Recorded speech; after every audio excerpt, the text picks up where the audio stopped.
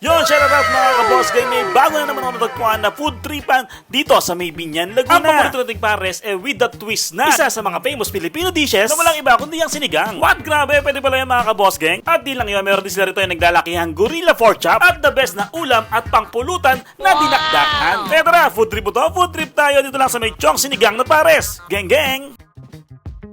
Pwede ba makahingi ng rice? Bakis muna.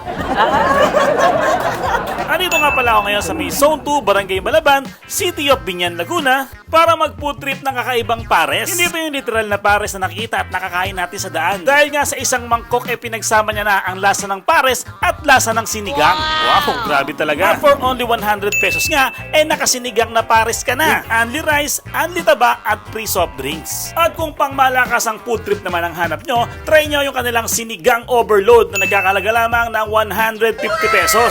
Sa mangkok nga may kasama na siyang